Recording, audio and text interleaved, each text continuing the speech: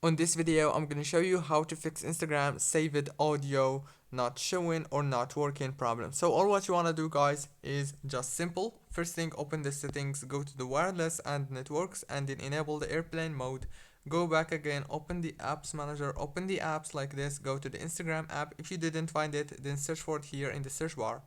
Click on Instagram and click on this option to stop running the app in the background of your phone, and then click on the storage, click on clear data, clear cache to clear all the informations in your app.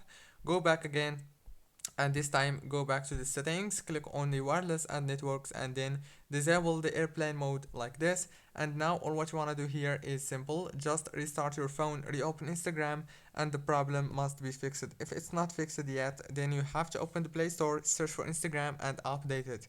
And you can do the same thing on the iPhone. Don't forget to like, subscribe. Thank you for watching this tutorial until the very end. See you later.